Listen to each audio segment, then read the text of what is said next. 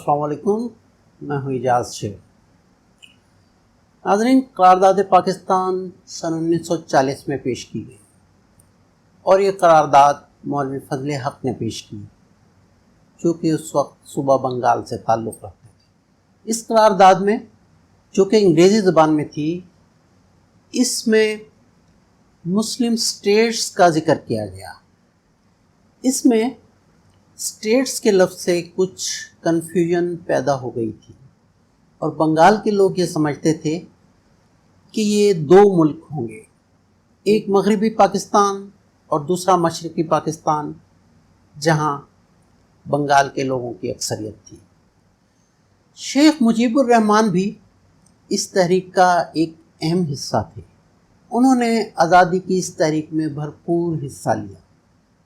इनकी और इनके इन साथियों की इस जद्दोजहद की वजह से बंगाल में सन 1945 के इलेक्शन में मुस्लिम लीग ने 113 नशिस्तों के साथ कामयाबी हासिल कर ली और बंगाल में मुस्लिम लीग की हुकूमत कायम हो गई।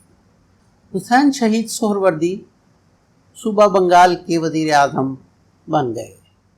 अब तक शेख मुजीब यही समझते थे कि करारदाद पाकिस्तान के तहत, जिसमें स्टेट के बजाय स्टेट्स का लफ्ज़ इस्तेमाल हुआ था, वो समझते थे कि बंगाल एक अलग स्टेट के तौर पर आज़ाद होगा। सन 1946 में दिल्ली में मुस्लिम लीग का एक कन्वेंशन होता है, जिसमें शेख मुजीबुर रहमान भी शरीक हुए। इस कन्वेंशन में एक नई करारदाद पेश की गई, जिसमें मुसलमानों के लिए स्टेट्स के बजाय एक अलग स्टेट का मुतालबा किया गया और स्टेट्स में से एस को निकाल दिया गया। यहाँ से कन्फ्यूजन का आगाज़ होता है। शेख मुजीबुर रहमान के जहन में तो बंगाल का नक्शा एक अलग स्टेट का था, यानी कि मशरक़ी पाकिस्तान। शेख मुजीब ने जब अपनी इस तशवीश का इजहार मुस्लिम लीग के कुछ लीडर्स से किया, तो उन्होंने कहा कि नहीं, करारदाद पाकिस्तान अपनी जगह मौजूद है और वही असल करारदाद है, उसमें कोई तब्दीली नहीं की गई। और इस तरह शेख मुजीब मुतमईन हो गए और फिर 14 अगस्त सन 1947 को पाकिस्तान आज़ाद हो गया। पाकिस्तान दो हिस्सों में डिवाइड था। एक मशरक़ी पाकिस्तान, जो कि बंगाल की तकसीम से बना, आधा हिस्सा इंडिया में रह गया और आधा हिस्सा पाकिस्तान के हिस्से में आया, और दूसरा मगरबी पाकिस्तान। मशरक़ी और मगरबी पाकिस्तान के बीच में इंडिया था और इन दोनों पाकिस्तान के बीच में 1500 किलोमीटर का फासला था। पाकिस्तान की आधे से ज़्यादा आबादी बंगालियों की थी, जो मशरक़ी पाकिस्तान में थे, जबकि मगरबी पाकिस्तान में पंजाबी, सिंधी, पख्तून और बलूचों की आबादी थी। अगरचे देखा जाए तो बंगालियों की तादाद ज़्यादा बनती थी, मगर की पोस्ट पर ज़्यादातर मगरबी पाकिस्तान के लोगों को रखा गया, जैसा कि ब्यूरोक्रेसी, मिलिट्री और पॉलिटिक्स वगैरह। इन पोजीशन पर ज़्यादातर पंजाबी और महाजिर अपॉइंट किए गए। आइए सन 1947 के बाद पाकिस्तान की पॉलिटिक्स पर कुछ नज़र डालते हैं। पाकिस्तान बनने के बाद कायद-ए-आज़म मोहम्मद अली जिन्नाह पाकिस्तान के पहले गवर्नर जनरल बने, मगर वो सिर्फ एक साल के बाद सन 1948 में वफ़ात पा गए। उनके बाद ख्वाजा नाज़मुद्दीन गवर्नर जनरल बने और लियाकत अली ख़ान वज़ीर आज़म बन गए। 3 साल के बाद, यानी कि सन 1951 में, लियाकत अली ख़ान को कत्ल कर दिया गया और नाज़मुद्दीन वज़ीर आज़म बन गए और ग़ुलाम मोहम्मद गवर्नर जनरल। सन 1953 में पहले मिलिट्री कू के नतीजे में ग़ुलाम मोहम्मद ने नाज़मुद्दीन को बरतरफ कर दिया और ख़ुद पावर में आ गए। सन 1954 में सूबाई इलेक्शन होता है, जिसमें ज़्यादातर नशिस्तें यूनाइटेड फ्रंट ने जीती, जो कि अपोजिशन की कोलिशन जमात थी। यूनाइटेड फ्रंट ने 223 नशिस्तें हासिल कर ली। इस कोलिशन की सबसे बड़ी जमात अवामी लीग थी, जो कि मशरक़ी पाकिस्तान की पार्टी थी। इलेक्शन के नतीजे में मौलवी फजल हक, जिन्होंने पाकिस्तान की करारदाद भी पेश की थी, وہ مشرقی پاکستان کے وزیر اعلیٰ بن گئے اور شیخ مجیب الرحمان وزیر زراعت بن گئے۔ جس دن اس کابینہ نے حلف اٹھانا تھا اسی دن کچھ بنگالیوں اور کچھ غیر بنگالیوں میں ایک تصادم ہو جاتا ہے جس میں 400 سے 500 لوگ مارے گئے۔ اس فساد کا الزام مولوی فضل حق پر لگا دیا گیا۔ فضل حق پر ایک الزام یہ بھی لگا کہ انہوں نے نیو یارک ٹائم کو ایک انٹرویو دیتے ہوئے کہا کہ وہ بنگال کو پاکستان سے آزاد کروانا چاہتے ہیں۔ ان باتوں کو بنیاد بنا کر گورنر جنرل غلام محمد نے اسمبلی توڑ دی اور فضل حق کو گھر میں نظر بند کر دیا گیا۔ ان سب باتوں سے مجیب الرحمان کے دل میں مغربی پاکستان کے لیے نفرت مزید بڑھ گئی۔ حالانکہ 1 سال کے بعد مولوی فضل حق کو پاکستان کا وزیر داخلہ بھی بنا دیا گیا تھا۔ 1955 میں غلام محمد کی جگہ میجر جنرل سکندر مرزا نئے گورنر جنرل بنتے ہیں۔ اس کے علاوہ حسین شہید سہروردی بھی 1956 سے 1957 تک وزیر اعظم رہے اور شیخ مجیب الرحمان بھی پاکستان کی آئین ساز اسمبلی کے رکن منتخب ہوئے۔ 1956 میں پاکستان کا جو پہلا آئین بنا، اس کے بنانے میں بھی شیخ مجیب الرحمان شامل تھے۔ وہ وزیر صنعت بھی رہے۔ ان کا بنگالی زبان کا مطالبہ بھی مان لیا گیا اور بنگالی اور اردو دونوں کو قومی زبان قرار دے دیا گیا، مگر اس کے باوجود دلوں میں جو نفرتیں پیدا ہو گئی تھیں وہ ختم نہ ہو سکی۔ 1956 کے آئین کے مطابق سن 1959 میں الیکشن ہونا تھے اور اگر یہ الیکشن ہو جاتے تو شیخ مجیب الرحمان کبھی علیحدگی کی بات نہ کرتے، مگر سن 1958 کو سکندر مرزا نے ایوب خان کی مدد سے ملک میں مارشل لا لگا دیا۔ اس مارشل لا نے ملک میں سیاسی عمل کو شدید نقصان پہنچایا۔ شیخ مجیب الرحمان کو ایک مرتبہ پھر گرفتار کر لیا جاتا ہے۔ سن 1961 میں شیخ مجیب الرحمان نے آزاد بنگلہ دیش کے لیے کام شروع کر دیا۔ سن 1963 میں حسین شہید سہروردی جو بیروت میں جلا وطن تھے وہ وفات پا گئے اور ان کے انتقال کے بعد مشرقی پاکستان اور عوامی لیگ کی قیادت شیخ مجیب الرحمان نے سنبھال لی۔ سن 1958 سے سن 1971 تک پاکستان میں زیادہ تر ملٹری پاور میں رہی، جس کی وجہ سے جمہوری پارٹیوں خصوصاً مشرقی پاکستان کی پارٹیز کو حکومت میں آنے کا موقع نہیں مل رہا تھا۔ اس طرح سے وہاں کے لوگوں میں مایوسی بڑھنے لگی۔ مشرقی اور مغربی پاکستان میں تنازع کی ایک بڑی وجہ قومی زبان بھی بنی۔ قائد اعظم نے اردو کو قومی زبان قرار دے دیا تھا۔ 21 مارچ سن 1948 میں قائد اعظم نے ڈھاکہ میں ایک تقریر کے دوران کہا کہ پاکستان کی قومی زبان صرف اردو ہوگی۔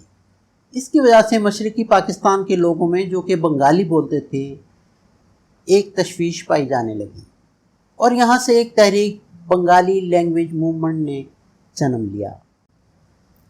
21 فروری سن 1956 کو اس تحریک کے تحت صوبائی اسمبلی کے سامنے ایک بڑا پروٹیسٹ آرگنائز کیا گیا، جس میں سیاستدانوں کے علاوہ اسٹوڈنٹ کی ایک بڑی تعداد نے بھی شرکت کی۔ اس پروٹیسٹ کو ختم کرنے کے لیے آرمی سے مدد لی جاتی ہے اور اس میں 5 لوگ مارے جاتے ہیں۔ 1965 کی جنگ کے بعد عوامی لیگ نے ایک 6 نکاتی ایجنڈا پیش کر دیا۔ اس کا سب سے پہلا مطالبہ تھا کہ پاکستان کو ایک فیڈریشن اسٹیٹ بنایا جائے۔ ایسٹ پاکستان کے ریسورسز صرف ایسٹ پاکستان میں ہی رہنے چاہیے۔ مشرقی اور مغربی پاکستان کی کرنسی بھی الگ الگ ہونی چاہیے۔ اس کے علاوہ مشرقی پاکستان کی ایک علیحدہ ملٹری فورس ہو، یعنی کہ ایک طرح سے ایک الگ ملک کا مطالبہ کر دیا گیا تھا۔ اسے پاکستانی حکومت نے ٹوٹلی ریجیکٹ کر دیا۔ 19 جون سن 1968 کو ایوب خان کے دور حکومت میں شیخ مجیب الرحمان کو ایک مرتبہ پھر گرفتار کر لیا گیا۔ ان کی گرفتاری کے بعد مشرقی پاکستان میں ہنگامے شروع ہو جاتے ہیں۔ اسی دوران شیخ مجیب الرحمان کے ساتھ گرفتار ان کے ایک ساتھی سارجنٹ ظہار الحق کو جیل کے گارڈ نے گولی مار دی۔ جس سے بنگالیوں کا غصہ اور بڑھ جاتا ہے۔ اس صورتحال کو دیکھتے ہوئے ایوب خان نے 22 فروری سن 1959 کو شیخ مجیب الرحمان کو رہا کر دیا، لیکن اس سے بھی وہاں کے لوگوں کا غصہ ٹھنڈا نہ ہوا اور سن 1959 میں بالآخر ایوب خان کو استعفیٰ دینا پڑا، مگر جاتے ہوئے وہ اپنے اسسٹنٹ جنرل یحییٰ خان کو حکومت کا چارج دے جاتے ہیں۔ جنرل یحییٰ خان نے الیکشن کروانے کا وعدہ کیا اور سن 1970 میں الیکشن منعقد ہو گئے۔ ان الیکشن کے نتیجے میں مشرقی پاکستان کی عوامی لیگ نے 313 میں سے 167 نشستیں لے کر واضح برتری حاصل کر لی، مگر مغربی پاکستان میں عوامی لیگ کو صرف 2 نشستیں ہی مل سکیں۔ مغربی پاکستان میں بھٹو کی جماعت پیپلز پارٹی نے 86 نشستیں حاصل کیں، مگر انہیں مشرقی پاکستان میں کوئی نشست نہیں مل سکی۔ یہ رزلٹ ظاہر کرتے تھے کہ مشرقی اور مغربی پاکستان میں ایک دراڑ ڈل چکی تھی۔ ان رزلٹ کو دیکھ کر بھٹو نے جنرل یحییٰ خان اور دیگر فوجیوں کے ساتھ ایک میٹنگ کی اور اس پر صلاح مشورہ کیا کہ کس طرح الیکشن کے ان رزلٹ کو تسلیم نہ کیا جائے اور نیشنل اسمبلی کو کینسل کر دیا جائے، اور 1 مارچ سن 1971 کو جنرل یحییٰ خان نے الیکشن رزلٹ کو کینسل کر دیا۔ اس پر مشرقی پاکستان میں شدید رد عمل ہوتا ہے اور لوگ سڑکوں پر نکل آتے ہیں اور آزادی کے نعرے لگاتے ہیں، اور اس تحریک کو لیڈ کرتے ہیں شیخ مجیب الرحمان۔ مشرقی پاکستان میں بنگالیوں اور بہاریوں کے درمیان جھگڑے شروع ہو جاتے ہیں۔ بہاری جو کہ صوبہ بہار سے آئے تھے، ان کو پرو پاکستانی سمجھا جاتا تھا، چونکہ وہ مغربی پاکستان کو سپورٹ کرتے تھے اور وہ اردو بولتے تھے۔ ان جھگڑوں کو بنیاد بنا کر پاکستان کی آرمی میدان میں اترتی ہے۔ ادھر بنگالی پروٹیسٹرز نے اپنے آپ کو بہت منظم کر لیا تھا اور انہوں نے اپنی ایک ٹائیگر فورس مکتی باہنی تشکیل دے دی تھی۔ مکتی باہنی پاکستان آرمی کے خلاف جنگ کرتی ہے۔ مکتی باہنی کو انڈین آرمی کی سپورٹ بھی حاصل تھی۔ 25 مارچ سن 1971 کو پاکستان آرمی کی طرف سے ایک آپریشن شروع کیا گیا جسے سرچ لائٹ آپریشن کا نام دیا گیا۔ شیخ مجیب الرحمان کو گرفتار کر کے مغربی پاکستان لے جایا گیا، مگر اس سے پہلے وہ بنگلہ دیش کی آزادی کا ڈکلیریشن دے چکے تھے اور اس ڈکلیریشن کو ایک ٹرانسمیٹر کے ذریعے پورے ملک میں پھیلایا گیا۔ 27 مارچ سن 1971 کو میجر جنرل ضیاء الرحمان اس ڈکلیریشن کو پڑھ کر بنگلہ دیش کی آزادی کا اعلان کرتے ہیں۔ آپریشن سرچ لائٹ کے نتیجے میں 30,000 سے زیادہ بنگالی مارے جاتے ہیں۔ بھارت بنگلہ دیش کی حمایت میں کھل کر سامنے آتا ہے اور 10 اپریل سن 1971 کو کلکتہ میں پیپلز ریپبلک آف بنگلہ دیش بنائی جاتی ہے۔ اس میں شیخ مجیب الرحمان کو صدر اور تاج الدین احمد کو وزیر اعظم ڈکلیئر کر دیا جاتا ہے۔ ادھر اندرا گاندھی نے مشرقی پاکستان میں فوجی مداخلت کی تیاری شروع کر دی تھی اور دسمبر سن 1971 میں اس نے اپنی فوج مشرقی پاکستان میں بھیج کر جنگ کا آغاز کر دیا۔ بھوٹان اور انڈیا نے بنگلہ دیش کو سب سے پہلے تسلیم کر لیا۔ اس جنگ میں پاکستانی فوج نے مشرقی پاکستان میں ہتھیار ڈال کر اپنی شکست تسلیم کر لی۔ شیخ مجیب الرحمان واپس آتے ہیں اور بھاری اکثریت لے کر بنگلہ دیش میں اپنی حکومت بناتے ہیں، مگر انہوں نے عوام سے جو وعدے کیے تھے وہ پورے نہ کر سکے اور عوام جلد ہی ان سے مایوس ہو گئی۔ 15 اگست سن 1975 کو کچھ جونیئر فوجی ٹینک لے کر ایوان صدر پہنچ جاتے ہیں اور شیخ مجیب الرحمان کو ان کے خاندان کے 14 افراد سمیت قتل کر دیتے ہیں۔ ان کی 2 بیٹیاں شیخ حسینہ واجد اور شیخ ریحانہ جو کہ جرمنی میں تھیں وہ اس میں بچ جاتی ہیں۔ ناظرین، یہ تھی وہ ساری حقیقت جو بنگلہ دیش بننے کا باعث بنی۔ اب فیصلہ آپ نے کرنا ہے کہ شیخ مجیب الرحمان ایک غدار تھے یا اپنی قوم کے لیے ایک مخلص لیڈر۔ مشہور شاعر نسیم ترابی صاحب نے ایک نظم لکھی تھی جو بہت مشہور ہوئی۔ وہ انہوں نے سقوط ڈھاکہ کے موقع پر لکھی تھی۔ وہ ہم سفر تھا مگر اس سے ہم نوائی نہ تھی، کہ دھوپ چھاؤں کا عالم رہا جدائی نہ تھی۔ عداوتیں تھی، تغافل تھا، رنجشیں تھی، مگر بچھڑنے والے میں سب کچھ تھا، بے وفائی نہ تھی۔ کبھی یہ حال کہ دونوں میں یک دلی تھی بہت، کبھی یہ مرحلہ جیسے کہ آشنائی نہ تھی۔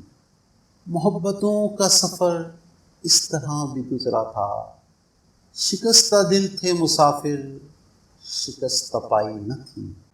ناظرین، آپ کی اس بارے میں کیا رائے ہے؟ نیچے کومنٹ سیکشن میں اپنی قیمتی رائے سے ہمیں ضرور آگاہ کریں، اور اگر آپ نے ابھی تک ہمارا چینل سبسکرائب نہیں کیا ہے تو فوراً سبسکرائب کر لیں تاکہ آپ کو آنے والی مزید ویڈیو پہنچتی رہیں۔ اپنا اور اپنے چاہنے والوں کا خیال رکھیے۔ اللہ حافظ۔